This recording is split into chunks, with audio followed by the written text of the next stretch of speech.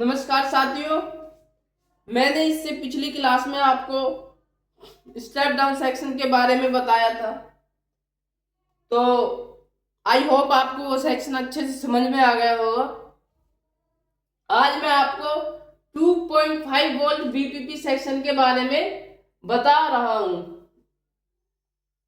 आज के टाइम में जो लेटेस्ट बोर्ड आ रहे हैं जिनमें DDR4 और DDR5 रैम लगा होता है, रैम लगता है, इन बोर्ड में वीपीपी सेक्शन होता है। और वीपीपी सेक्शन में 6 और 8 पिन की आईसी लगी होती है इसमें, यानी 6 पिन की आईसी भी हो सकती है और 8 पिन की आईसी भी हो सकती है। जो 6 पिन की आईसी होती है उसमें सिर्फ 3.3 ऑलवेज जो स्टेप डाउन सेक्शन से आता है। आपने स्टेप डाउन सेक्शन में मैंने बताया था ये कहां से आता है, ये उसी स्टेप डाउन सेक्शन से आता है। स्टेप डाउन सेक्शन की आउटपुट कॉइल से यहां पर आता है। जो 8 पिन की आईसी होती है उसमें ये 3.3 ऑलवेज भी और 5 वोल्ट ऑलवेज भी दोनों ही आते हैं, बाकी सभी पिन सेम रहती है।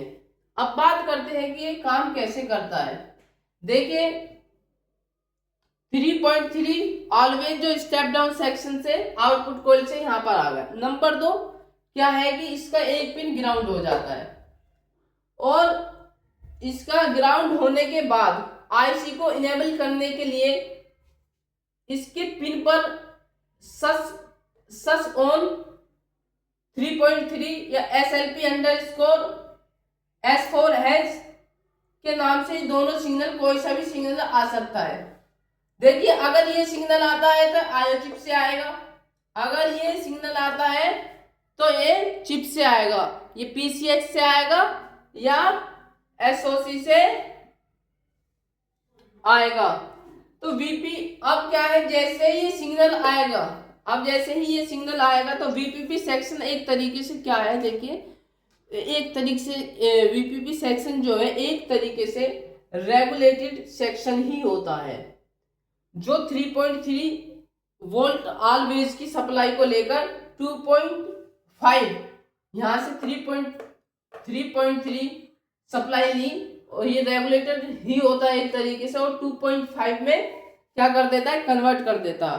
और ये 2.5 वीपीपी बन जाता है, ये वीपीपी 2 वीपीपी बन जाता है जो रैम स्लॉट पर जाता है। अब जैसे ही ये आउट होता है तो यहाँ फीडबैक का सिग्नल होता है। अभी फीडबैक का काम क्या होता है, फीडबैक किस आधार पर काम करता है, तो फीडबैक इस आधार पर काम करता है कि वोल्टेज सही आउट हो रहा है या नहीं आउट हो रहा है। ये इंफॉर्मेशन फीडबैक के द्वारा ये इंफॉर्मेशन आईसी को जाती है। अब यहाँ एक छोटी सी नोट करने वाली बात है कि अगर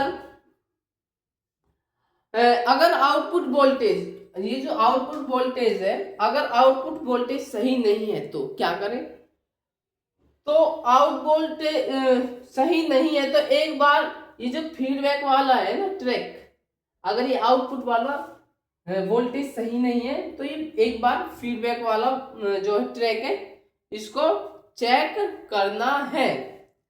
अब जैसे ही ये फीडबैक का सिग्नल इस पर जाएगा, बता दे जैसे ही रैम स्लॉट पर आउट होगा वीपीपी 2.5 वोल्ट, तो फिर इसके बाद फीडबैक जैसे ही आईसी पर आएगा तो आईसी को बता देगा कि सब चीज ओके है।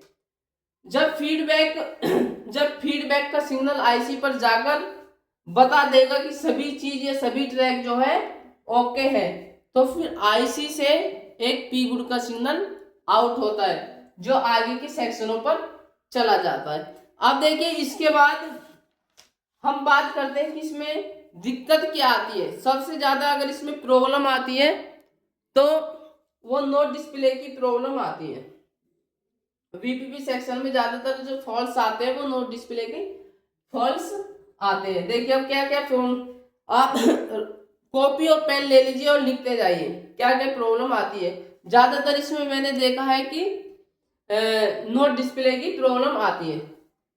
तो वीपीपी सेक्शन में रैम को रीड नहीं कर पाता है, कभी कभी वीपीपी सेक्शन ये रैम को रीड नहीं कर पाता है, तो नो डिस्प्ले का प्रॉब्लम होगा, क्योंकि जाहिर सी बात है अगर रैम को रीड नहीं कर पाएगा तो नो डिस्प्ले का प्रॉब्लम होगा। तो इस केस में हमें क्या करना है, इस केस में हमें वीपीपी वाले सेक्शन को, ये जो सेक्शन है वीपीपी वाला सेक्शन है आउटपुट कॉइल है, इसको चेक करना है। सेकंड नंबर पे अगर वीपीपी सेक्शन की आउटपुट कॉइल से 2.5 की जगह 2.5 की जगह अगर ये जो वीपीपी सेक्शन है अगर इसकी 2.5 की जगह सपोज 2.8 वोल्टेज आ रहा है, तो क्या होगा, अगर 2.8 वोल्टेज आ रहा है तो बोर्ड में डिस्प्ले नहीं आएगा, क्योंकि इसको जितना वोल्टेज चाहिए होता है उतना ही चाहिए होता है। अगर इससे ज्यादा वोल्टेज आएगा तो बोर्ड में डिस्प्ले नहीं होगा। अब जब ऐसी कंडीशन आ जाती है तो इस कंडीशन में क्या करना है, तो इस केस में वोल्टेज डिवाइडर को चेक करना है। वोल्टेज डिवाइडर के रजिस्टर में फॉल्ट हो सकता है, ये जो रजिस्टर लगे हुए हैं ये ओपन हो सकते हैं। अब नो डिस्प्ले की तीसरी प्रॉब्लम, इसमें ज्यादातर जो देखने को मिला है सॉर्टिंग प्रॉब्लम और यही प्रॉब्लम नो डिस्प्ले की प्रॉब्लम मिला है, ज्यादातर नो डिस्प्ले की प्रॉब्लम आती है। तीसरी कंडीशन में क्या नो डिस्प्ले की प्रॉब्लम आ सकती है, वीपीपी सेक्शन की आउटपुट कॉइल से 2.5 की जगह अगर जैसे 2.5 है, 2.5 की जगह 2 वोल्ट मिल रहा है तो भी वीपीपी सेक्शन काम नहीं करेगा, नो डिस्प्ले का प्रॉब्लम आएगा। अगर ये ज्यादा होगा तो भी नो डिस्प्ले की प्रॉब्लम, कम होगा तो भी नो डिस्प्ले की प्रॉब्लम। अगर कम आ रहा है तो हमें क्या चेक करना है, फीडबैक वाले सिग्नल को चेक करना है। किसको, इस केस में फीडबैक वाले सेक्शन को चेक करना है। अगर आउटपुट में 2.5 वोल्टेज मिल रहा है तो 100% आपका वीपीपी सेक्शन ओके है। दोबारा से मैं एक बार आपको रिपीट करा देता हूं, देखिए ऑलवेज 3.3 आया, इसके बाद ये ग्राउंड हो जाता है, जैसे ही इसको ये वीसीसी है, आईसी को वीसीसी मिल जाता है, फिर इसको इनेबल भी, आईसी को ऑन होने के लिए इनेबल भी चाहिए होता है, ये तो वीसीसी है, आईसी की वीसीसी है, इनेबल सिग्नल है, इनेबल, जैसे ही इनेबल सिग्नल इसको 3.3 ऑलवेज जो हमें मिला, उसके बाद ये मैंने बताया रेगुलेटरी स्विच की तरह ही काम करता है, सेक्शन की तरह काम करता है। तो ये क्या काम करेगा, इसको आउटपुट कॉइल से यहाँ वीपीपी सेक्शन पर 2.5 जो है वोल्ट बना करके दे देगा। अब जैसे ही वोल्टेज आउट होगा तो उसके बाद यहाँ से फीडबैक का सिग्नल आईसी को जाएगा। जब आईसी को फीडबैक का सिग्नल मिल जाएगा, ये मैं बता रहा हूँ कि काम कैसे करता है, मैंने आपको फॉल्ट्स भी बता दिए क्या क्या फॉल्ट्स आते हैं, और जैसे ही इस पे फीडबैक पर जाएगा तो आईसी को बता देगा कि आउटपुट वोल्टेज ओके है, सब चीज जो है ओके है, डिवाइडर भी ओके है, सब चीज ओके है। उसके बाद ये क्या करेगा, जैसे ही आईसी को बताएगा कि सब चीज ओके है तो आईसी फिर पी गुड का सिग्नल आउट करेगा जो अगले सेक्शन पर जाता है। आई होप कि आपको ये सही से समझ में आया होगा।